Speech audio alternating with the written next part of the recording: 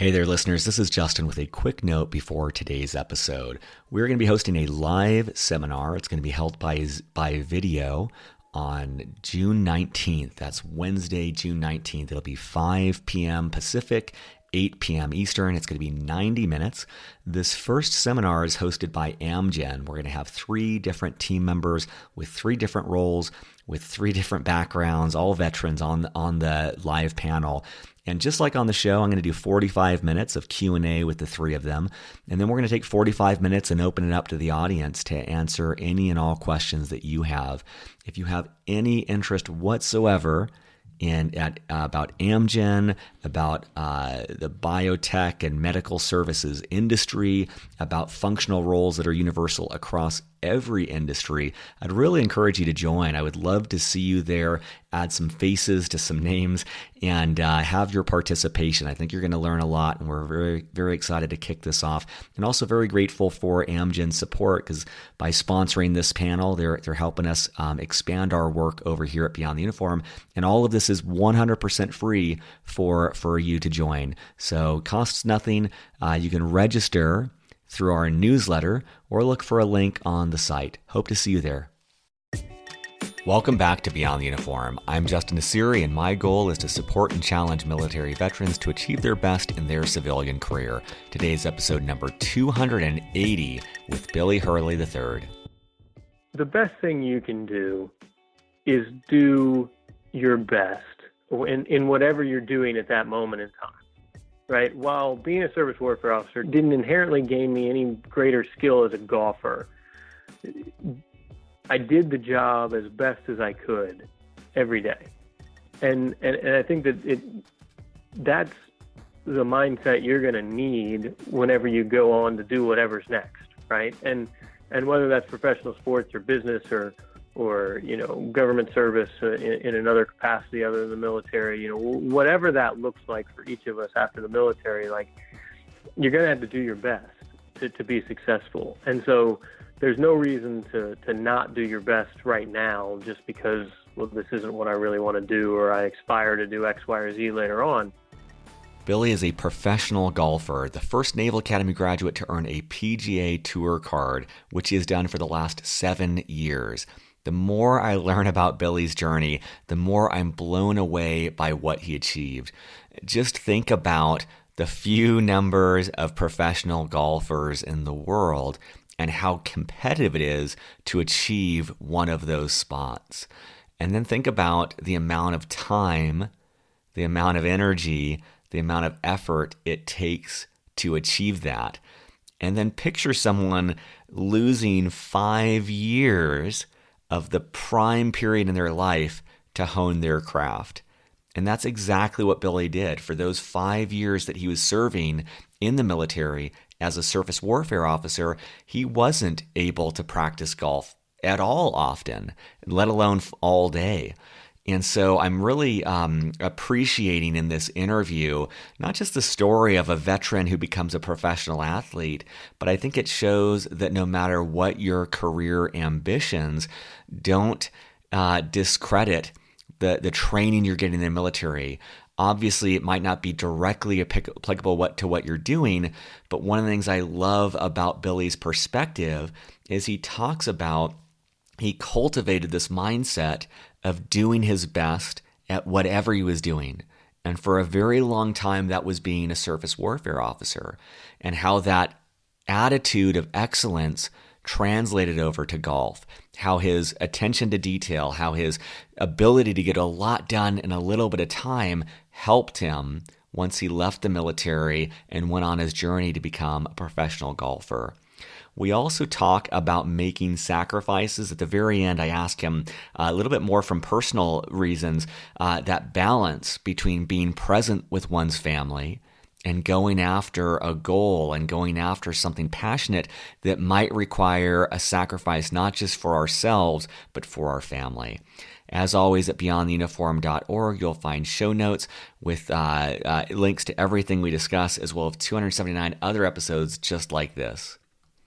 Special thanks to Lloyd Christmas, I think that's a reference to Dumb and Dumber, who back on December 2nd, 2018 said on Apple Podcasts, 5 stars, outstanding resource for someone looking to transition from active duty. Thank you, and the other 110 of you who have left positive reviews on iTunes and Apple Podcasts. So with that, let's dive in to my conversation with Billy. Joining me today in Annapolis, Maryland, my guest is Billy Hurley III. Billy, welcome to Beyond the Uniform. Thanks, Justin. It's good to be with you. So for listeners, I wanted to give you a quick background on Billy, but there's a lot of links in the show notes for more information about his background. He was a member of the victorious American team in the 2005 Walker Cup and served as captain of the 2004 Palmer Cup team. He won 7 collegiate golf titles at the Naval Academy, was named 2004 Patriot League Player of the Year, and was ranked the number 6 best amateur in the world. Billy was commissioned an Ensign in the U.S. Navy, serving as a surface warfare officer for 5 years. After his naval service, he turned his focus back to golf. He earned his place on the Web.com Tour in 2011, finishing the season in 25th place and becoming the first Naval Academy graduate to earn a PGA Tour Card. He has continued to be a strong competitor on the tour, winning the 2016 Quicken Loans National, a Tiger Woods-hosted tribute to military personnel. With the win, Billy qualified for his first PGA and Masters Championships. So maybe just to set some context, Billy, could you talk about where your love of golf came from, like when that came about in your life? Sure. I grew up kind of just around the game. My dad played in college and was a good player in his own right. And so when I was a young kid, my dad was still playing a lot with friends and kind of recreationally at that point. But my earliest memories of golf are riding around in the cart with my dad while he was playing with his friends, and I would maybe hit a couple of shots around, and while he was putting on a green, I would be chipping off to the side, trying to chip it into like the sprinkler heads and that kind of thing. So that's kind of where golf all started for me. It was, kind of a family deal with my dad, and then my brother, I'm a couple years older than my brother, so my brother got a little older. We started, all three of us were playing golf and that kind of thing. Mm. And so, you are experiencing a tremendous amount of success while at the Naval Academy. One of the questions I had is, golf is such a time-intensive game. It requires a lot of practice and repetition. How are you able to continue, maintain at least those skills while out at sea, while serving on active duty? Yeah, well, I didn't. Is the answer to that question. Obviously, the Navy is a full-time job, and so maybe more than a full-time job in lots of times. And certainly when you go to sea, there's not really an opportunity to play and practice at all. So, there were periods of my naval service where I did get to play a lot. Maybe we were in home port or when I was on shore duty. But then there were periods, where we were out to sea deployed or training cycle, whatever have you, where I played very, very little. So, when I was out to sea, I just tried to really work out as much as I could, which anybody as a SWO knows that's not very much necessarily. But, that was kind of my focus out to sea, was at least having my body be in as good a shape as I could to be able to practice a lot when the practicing time came. That's great. And I'm assuming, just given the success you experienced before joining an active duty, like that the plan was to return to golf after military service. Is that right? Yeah, exactly. I mean, I think, as everybody, any 18-year-old who plays golf, kind of dreams about playing on the PGA Tour and whatever. And that was certainly not anything that resembled a reality or a possibility for me when I was 18, going into the Naval Academy. But I kind of just kept getting better and kept getting better and kept getting better. And then my senior year is when I had a lot of success on the golf course. And then kind of after my senior year, had some more good success kind of in that summer after graduating and going to my first ship. And so that's when it kind of became more of a reality that professional golf was something that could be out there for me. It was kind of in my senior year at the Naval Academy. And so, yeah, I definitely, graduated with the, mindset of 5 years, and then I'm going to, go give golf a shot. And just, I'm fascinated by the mastery that you demonstrate in your field. Could you talk about maybe either the entire time at the Naval Academy or your senior year? When it came to golf, what did your life look like? Was there a routine, or how did you approach practicing in order to experience the growth that you experienced and the tremendous improvement in your game? Well, I think that, for me at the Naval Academy, I sum it up like this. I woke up, I went to school, I went to golf practice, I came home, I came back to the dorm, I did my homework, I went to bed, and I woke up and did it all over again. I really, had a pretty singular focus. I was a pretty good student, and for the most part enjoyed the classwork of college and of the Naval Academy, but golf was really kind of what I put my time and energy into. And so I spent most of my free time playing golf.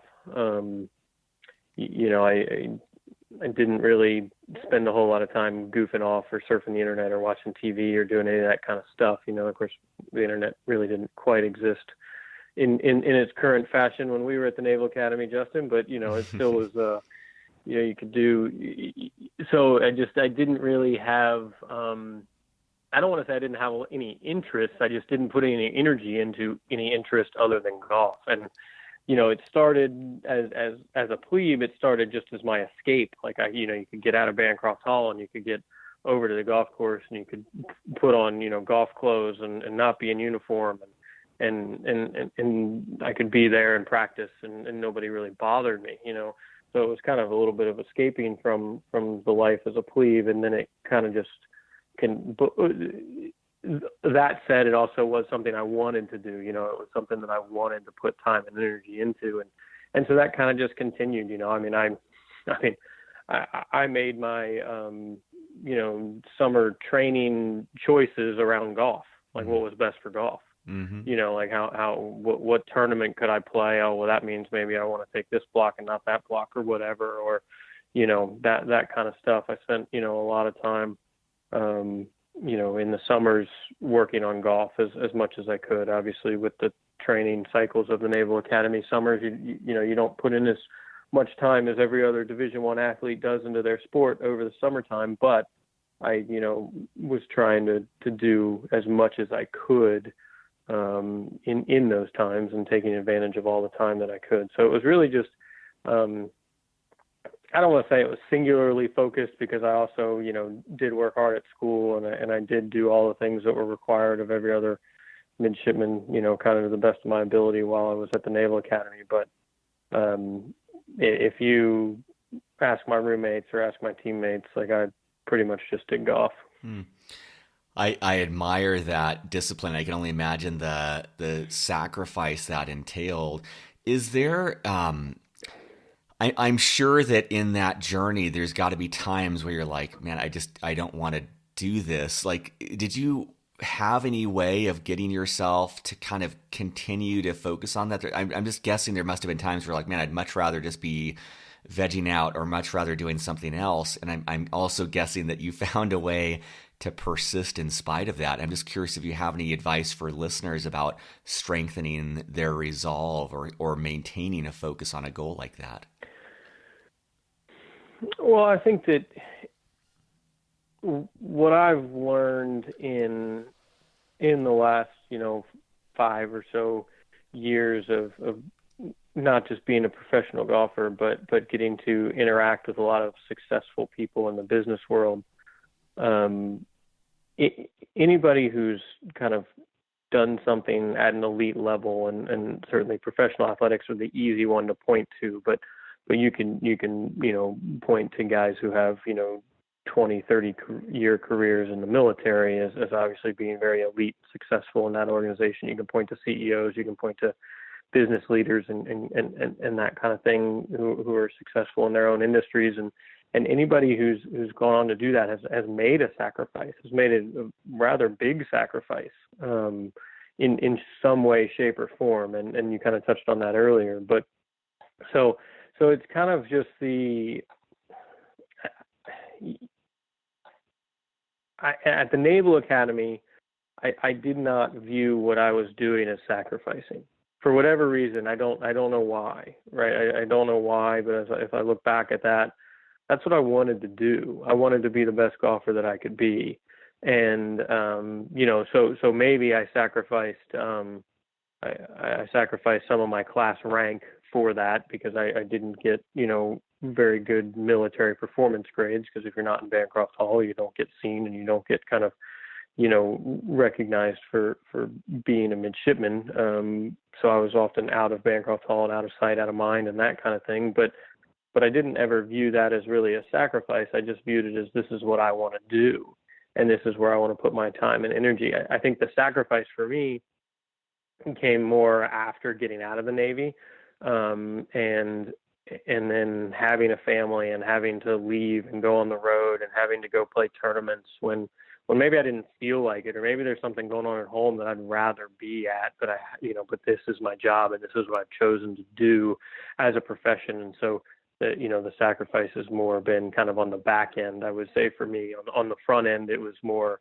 a drive to be, the best I could be. And I was kind of always chasing after, what is that? I want to get a little bit better. I want to get a little bit better. I want to get a little bit better. And I mean, frankly, that's still what I do today. I want to get a little bit better. I want to get a little bit better. I want to keep growing in my profession and in my ability to compete at the highest level. That's great. I mean, I appreciate that aspect too. It's kind of like, no matter what, to achieve that level of excellence, it requires some sacrifice, and it requires giving up a lot of comfort and giving up what you might want to do in the moment to achieve that longer term goal. And I also really appreciate the that striving that's really clear, of like always wanting to see that incremental improvement, always fighting to be better. And I think it's easy to hear you say that, but I just can only imagine the countless hours behind that statement, and just the day in, day out attention to practice and attention to your craft. Could you walk us through, so you leave the military, what do the next couple of years look like for you? What does that path to becoming a professional golfer look like? Well, we got out of the military in the summer of 2009, and basically for that summer, I just kind of went back to golf. It was the first time in my life when golf was the only thing I had to do. Previously I was at the Naval Academy and playing golf, but I had all the other stuff to do with coursework and the Naval Academy. And then I was in the Navy, and so golf was kind of a part-time job, certainly a quote moonlighting kind of gig at that point in time. But so getting out of the Navy and coming back to just golf was quite new. And so it was just play and practice every day. It was just trying to work on all aspects of my game and continue to get into golf shape, in a sense. I mean, there's certainly I didn't play very much. I was actually deployed for the last 5 months that I was in the Navy, so I didn't play very much. Leading into that, it wasn't the greatest lead in to trying to play professional golf. So I had to spend that summer of 2009 kind of just working on my game. And I remember in August, I was like, well, I got to go play a tournament. I mean, I know I'm not really ready to play a tournament, but if I'm going to be ready in October or November, I got to start now and got to go play again. And that was really hard because I missed all the cuts. I missed 3 cuts in the 3 tournaments I played kind of in August and September.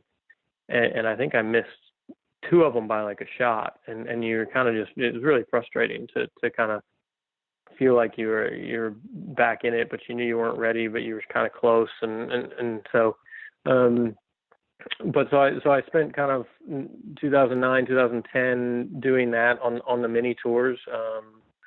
And then, and mini tours is kind of like, we'll call it single A baseball, if you will. And you kind of, nobody's making any money and everybody's just trying to play a little bit to survive, and you get some experience and kind of learn the lifestyle of traveling and whatever. But it was a lot of time in my car up and down 95 to tournaments, down in Florida and Charlotte and kind of the Carolinas and Florida, a lot of tournaments through the East Coast. So I know a lot about Route 95 from DC to Jacksonville. But the end of 2010, I got through Q school, not all the way to the PGA Tour, but I got to the Web.com Tour, what's now the Web.com Tour. And so 2011 then was my first year kind of in like AAA baseball, if you will. That's kind of what the Web.com Tour is kind of the feeder tour directly into the PGA Tour. So it's a little bit of the farm system kind of thing is the best way to explain it. And so that was my first year there, and then I was able to finish 25th and get kind of the promotion, so to speak, to the PGA Tour. And so then 2012 was my rookie year on the PGA Tour, and this year in 2019 is my 7th year on tour. What's that like for people who, I mean, I imagine most people don't understand what that life is like. Could you describe what life was like on the PGA Tour, and especially kind of, what does your day-to-day and week, typical week even look like? Well, on tour, a typical week, it's a 7-day week. It's not, I leave, most of the time I probably, get to a tournament on Monday. And depending on what time I get in, I might practice briefly on Monday or something like that. But and then Tuesday's a really full day of practice, normally play 18 holes and practice, some after playing and kind of really seeing the course. And the nice thing now is that I don't have to learn the course. I've played most all of them at this point in time, but just kind of seeing what maybe they changed a couple things about a couple tees or a couple greens, or they removed a tree here and added a bunker there, or just, is it firm? Is it fast? Is it soft because of rain or whatever? How's the course going to play, and kind of start to prepare for what that looks like come, game time on Thursday. So Tuesday is really kind of a big, heavy day of practice. And then normally I, work out almost every day. And some might be, 45 minutes, but a lot of kind of 20-minute workouts, kind of just keeping my body moving and keeping it ready to take the abuse that we inflict upon it with a repetitive motion, shearing force around your spine to hit a golf ball. But, our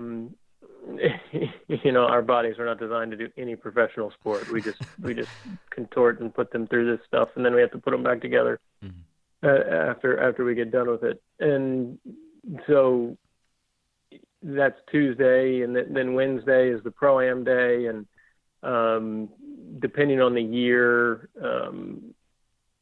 I've, some years I've played in every single Wednesday Pro-Am, some years I've played in half of them, and some years you kind of don't play. You play in very few of them, and it's kind of all based on how you did last year. So that kind of depends, but that's the Pro-Am day. So that would be another day of practice and 18 holes. And so, that can be another long day, but you're trying to keep that one a little shorter because you want to be rested and ready to go on Thursday. So then Thursday is, round one. And again, it's normally, those are 10 plus hour days really, on tournament days between, preparing before you play. And then, it generally takes 5 hours to play, somewhere right around that. And then typically we'll practice for, probably very briefly. Some days, not at all. Some days, 30 minutes, really no more than probably 75 minutes of practice afterwards, because it's already been a long day, before you even get to that point. And then there might be some workout. There might be some, body work and kind of physical therapy type thing to kind of put yourself back together and have your body performing at the highest level for the next day. So, and you kind of just rinse, repeat there, Thursday, Friday, Saturday, Sunday, and Sunday there, obviously wouldn't be practice after Sunday. It'd be pack up and get on an airplane and go to the next stop, or go home, or go wherever else, life and golf takes you from there. So it's full weeks, and it's not, there's not a whole lot of downtime kind of in there. You get maybe a half a day of downtime somewhere in there, depending on tee times and practice structure. It's it sounds exhausting, and just the not just the schedule, but like you're saying, I can only imagine the brutal wear and tear your body takes from just, that's just so much so much to put your body through. Yeah, I tell one of the things that I tell people is, basically at a tour event, and this is probably some of my military mindset and kind of growing up in that environment, but I kind of do everything with a purpose. I eat with a purpose. I sleep with a purpose. That's a big one, is trying to get enough sleep. And, I get reminded frequently that I'm no longer a young person, and I am an old athlete. And so I have to, so sleep has become really a lot more important. I used to try and get about 7.5 hours of sleep, and now I'm, trying to get closer to 9 when I can, at events, just to have my body be a little bit more refreshed. So it's very regimented. Isn't exactly the right word, but it's very purposeful. And you talked about, the impression I got is that you're playing a round of 18 holes, and then you're practicing afterwards. Is this kind of your own critique of yourself on where you need to improve, or do you have like coaches around you and support around you pointing things out? Like, what is that? How do you find those weak spots? I'd say it's a little bit of both. The majority is, me, critiquing myself, or thinking about the things that I need to do on this particular course. You might need to hit more 3-woods off the tee, or you might need to hit more draws or cuts, or shape the ball a different way, left to right or right to left, just for certain courses. You might have more of a wedge course. I definitely, when I'm playing my best, I'm spending a lot of time on wedges and kind of that inside 100 yards game. That's where you can really, that's where you really make a lot of gains in golf. You have to do the other stuff well, but if you can really tighten it up inside of 100 yards and make that as best as it can be, that's where you're going to really get a lot of scoring opportunities and shoot your lowest rounds. But I think that, I have coaches, I have a trainer, I have about a team of 7 or so that kind of work with me. Now, it's almost never that all 7 are with me at the same time. And my coach and trainer are probably the ones who come most often to tournament sites, but even that's, 3-4 times a year. And so it is mostly just, me on my own. And with video and technology that it is the way today, though, I can take a video of my swing, send it to my coach, and, 2 minutes later be on the phone talking to him about it. And 2 minutes after that, be back practicing with some, new idea or tip of how to tighten it up and make it just a little bit better. So that's definitely changed the game of golf in that regard, and how easy it is to transfer videos and view them and and certainly, slower motion cameras and more high speed, more high definition stuff makes it easier to see little things. And so you could certainly, paralysis by analysis kind of deal if you wanted to, but it's helpful to, be able to break that down when needed. Mm. The thing I keep on coming back to in my mind is I'm floored by, to compete at this level, it's mind-boggling the amount of discipline and practice and just time that you need to have to get to this level. And I just keep on going back to like, man, Naval Academy, probably not typical environment for someone who aspires to be a professional golfer.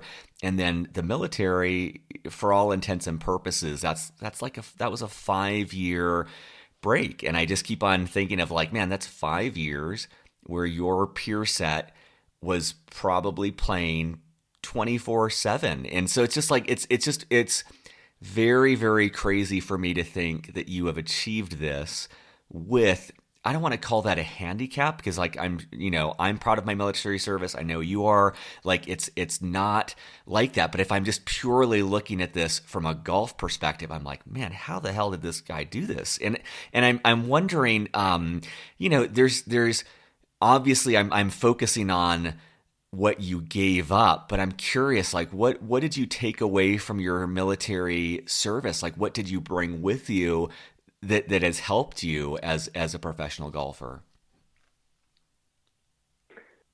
Well, I think that the first answer to that is time management. At the Naval Academy and in the Navy, if you don't manage your time, you kind of sink, right? Like you have to be very intentional about where you spend your time, and so that's no different to being a professional golfer with the schedule that I just gave you. Yeah, obviously you have to manage that very, very well, and you don't have a whole lot of place for distractions or offshoots and tangents and that kind of thing. So that's certainly one of the things the Naval Academy taught me playing golf at the Naval Academy. We practiced for 2 hours a day. That was kind of the set aside, varsity athletic period was 2.5 hours, right? Well, every other Division I athlete's doing it for like 8 hours a day, right? They go to school part time and they play their sport full time, kind of thing, right? And so that taught me how to get a lot done in a little amount of time. That taught me how to focus on the right things to play good golf, because there's always something else you want to work on. There's always more preparation that you could do, and there's a fine line between being prepared and being kind of exhausted and spending too much time preparing to your own detriment.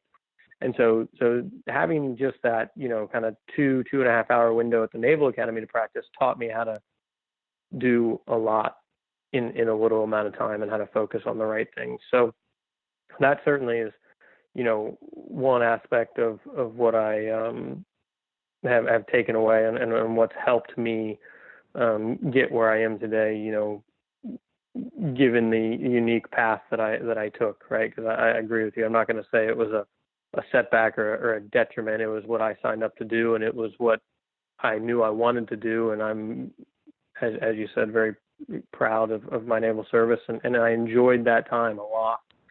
And have made, some of my best friends today were guys I served with, right? And so I wouldn't give that up. I'd go back. I'd do it all over the same way. But the other thing that the Navy kind of gave me was I travel better than most guys.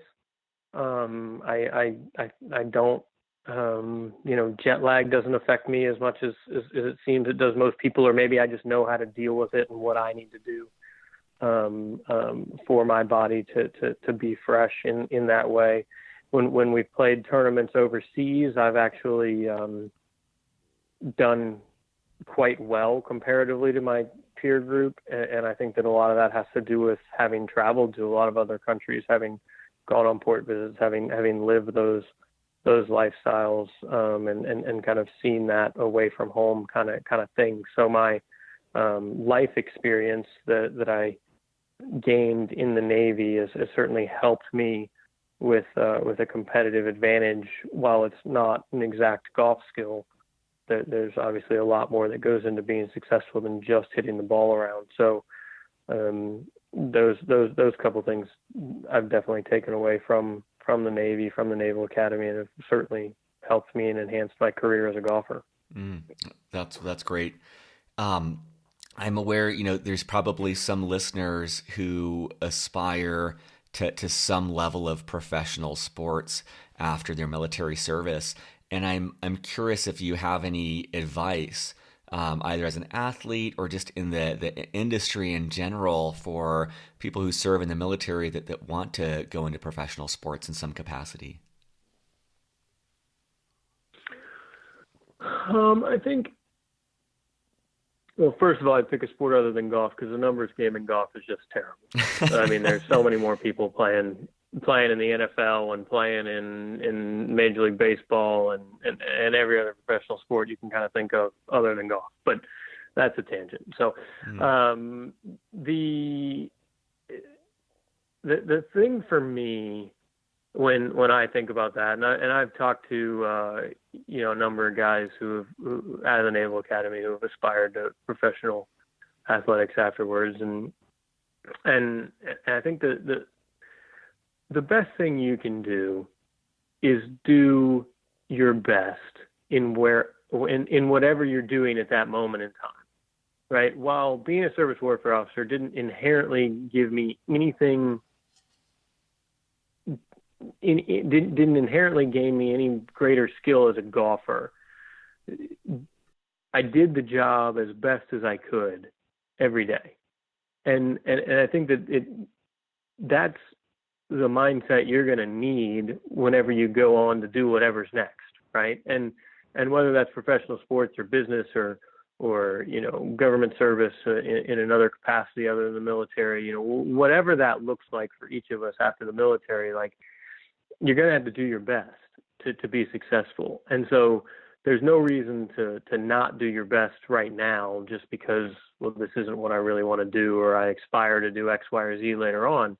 That's not going to help you in X, Y, and Z later on, because you're going to have developed habits of not caring about little things or not thinking that this is important and not trying your best. And so you're going to have to give your all to do professional athletics.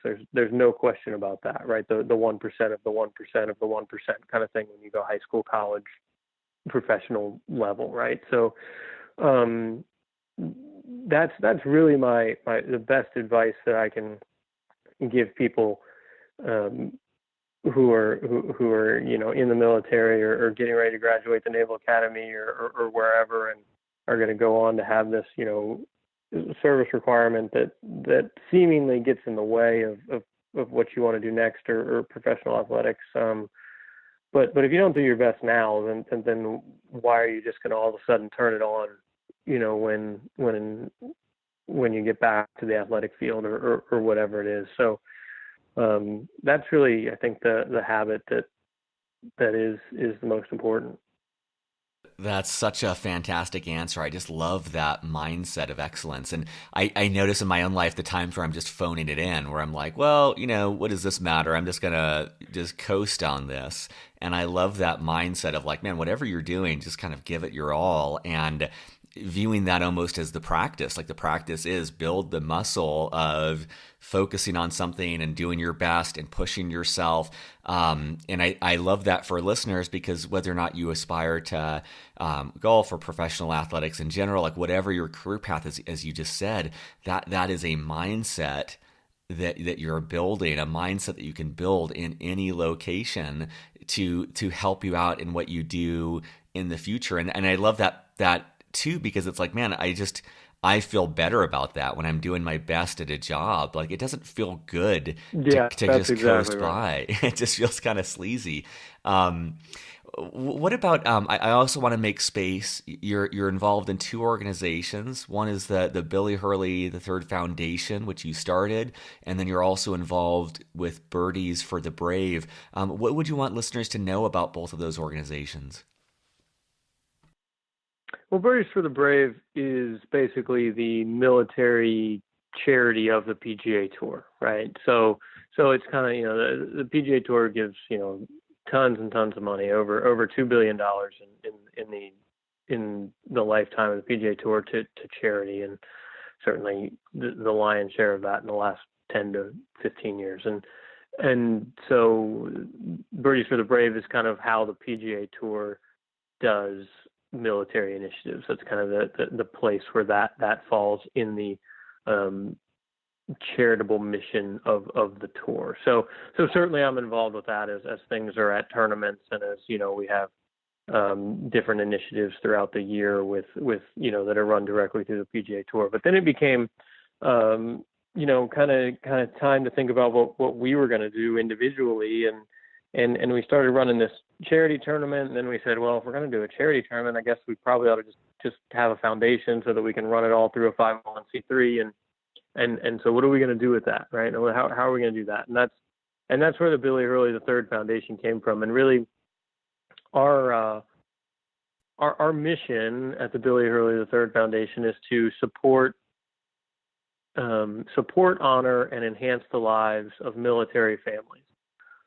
My wife and I look around when we were active duty, and now that we've been off active duty for close to almost 10 years now, the experiences and things that we've been afforded because of professional golf are extraordinary. I mean,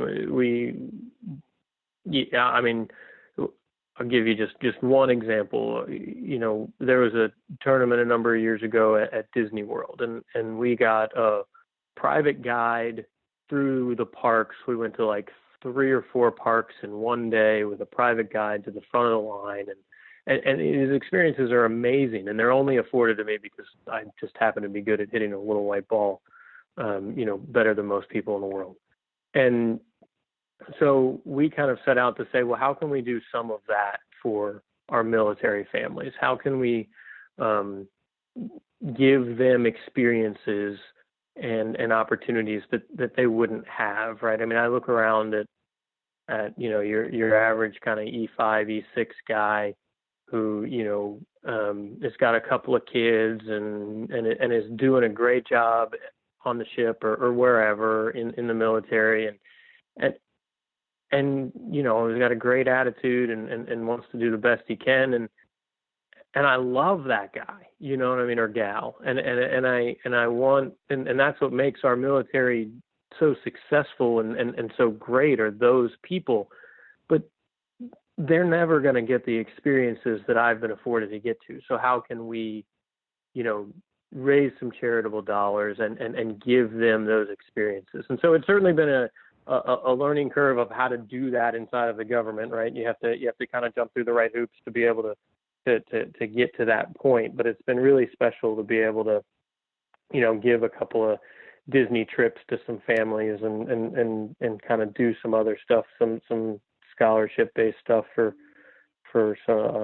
college and that kind of stuff through our foundation. So we just really want to figure out how do we, take the military family and care for the whole family unit, because that's the other thing about that, Justin, is for us.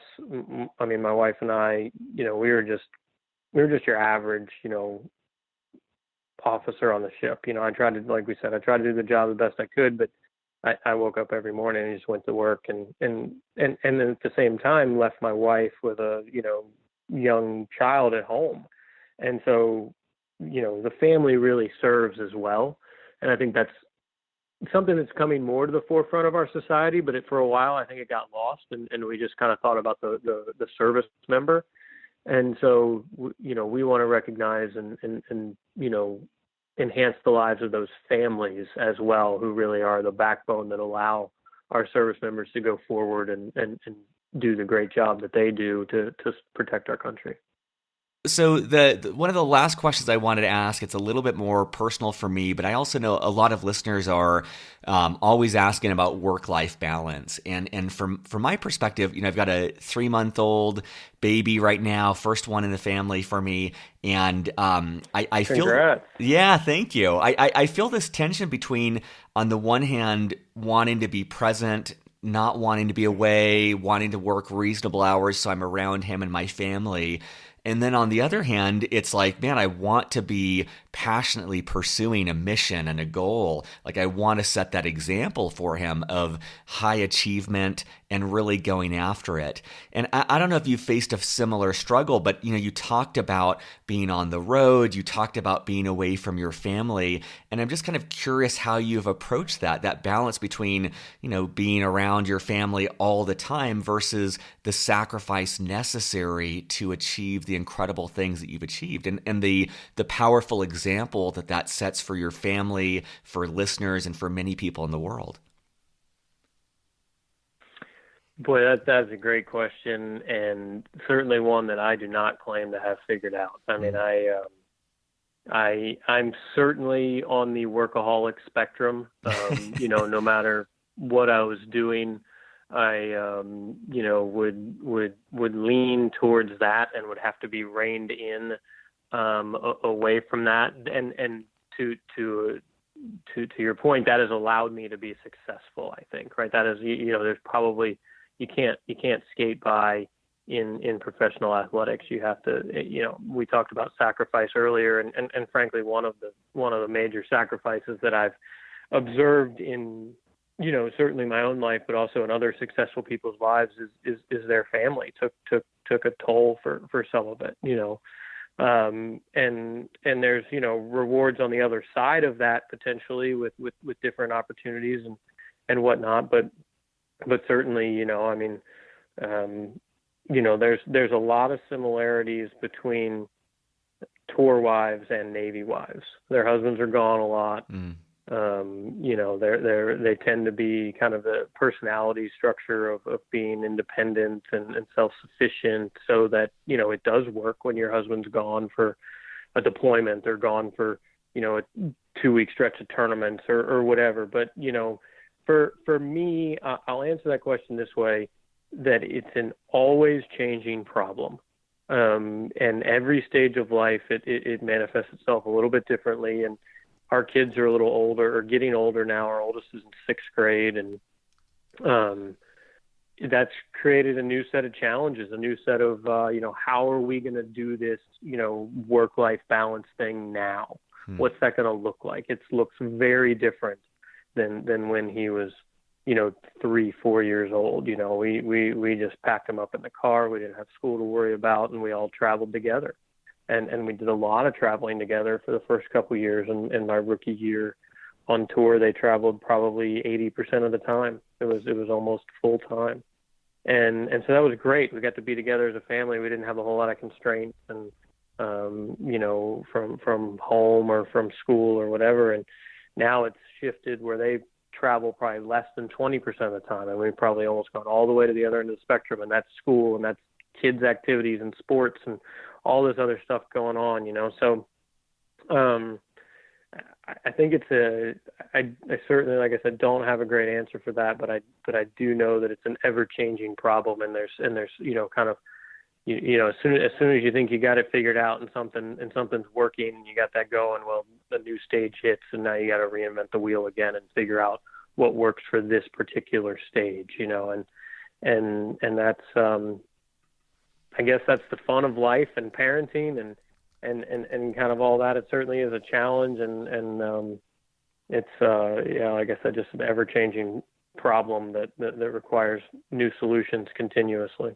It's such a great answer, and I just noticed when you say that, I always desire to have this like one answer, one thing that I do and I'm done, and I think that the nuance that you bring to that answer is like it is always changing. Like we're changing, our family's changing, life's changing, and so it's kind of like a commitment to something, but being able to adapt it as everything changes.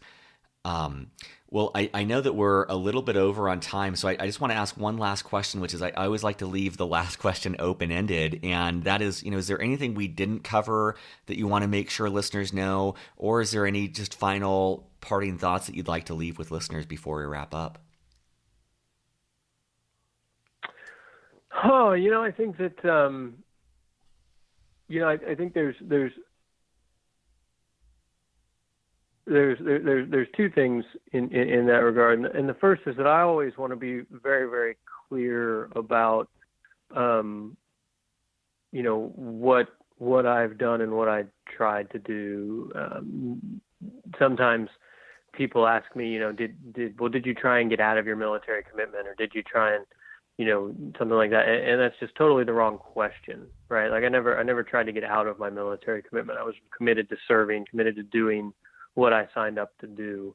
And like I said earlier, I would never, I wouldn't trade my military service for those 5 years back of playing golf at this point. I mean, certainly I have the benefit of having been successful and made it to the PGA Tour to be able to say that, but I really enjoyed my time in the military, in the Navy, and I, frankly, I'd probably still be in the Navy if I didn't want to play golf. We never really had a serious conversation about staying in after 5 years because we knew we wanted to transition and go.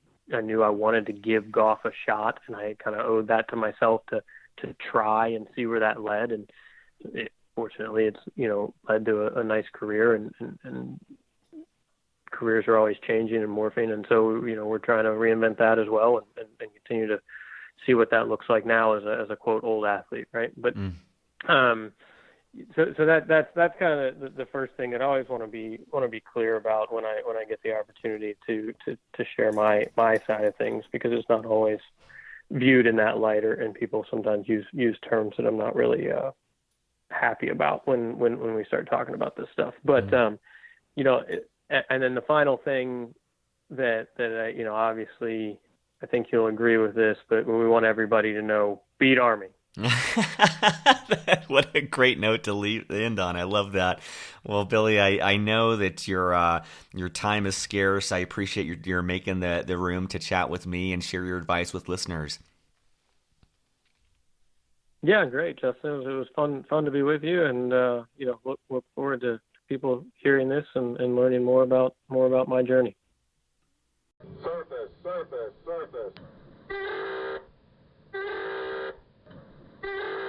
Well, thank you so much for listening and for supporting Beyond the Uniform. Beyond the Uniform is produced and edited by me, Justin Asiri. Our staff is entirely part-time. They do this on nights and weekends out of the goodness of their hearts to give back to the military community. Our director of outreach is Steve Bain, who relentlessly books guests, finds sponsors, puts together our newsletter, and thousands of other critical tasks every single week, all behind the scenes to keep Beyond the Uniform running smoothly. Our editor is Kathleen Dillon, who listens to and transcribes every single episode to help out those who don't have the time to listen to the show. It has a major impact on our site's SEO value, which helps people find us through Google. Our data analytics and insights advisor is Andrew Woolridge, who pores over the data each and every month to help us better understand how to best serve the Beyond the Uniform audience. Our digital production work is done by Michael Cummings, who puts together custom artwork for every episode. If you're enjoying Beyond the Uniform, the best way to help us out is by telling your friends and fellow service members and veterans. iTunes reviews, believe it or not, have a big impact on getting the word out as well. So if you have a chance to leave a positive review, that is greatly appreciated. If you know of a business that would like to get their product or service in front of a military audience, we are always on the lookout for sponsors, which helps us subsidize the cost of putting this show together. And if you haven't yet signed up for our newsletter, you can do so at beyondtheuniform.io. We send out a newsletter twice a month, and it is a treasure trove of helpful information for your civilian career and transition. And be sure to check out our coaching program, where you can be connected with a subsidized, professional, certified executive and career coach to help you in your career decision making. Thank you for listening, and I'll be back next week with more stories from military veterans about their civilian career. Take care.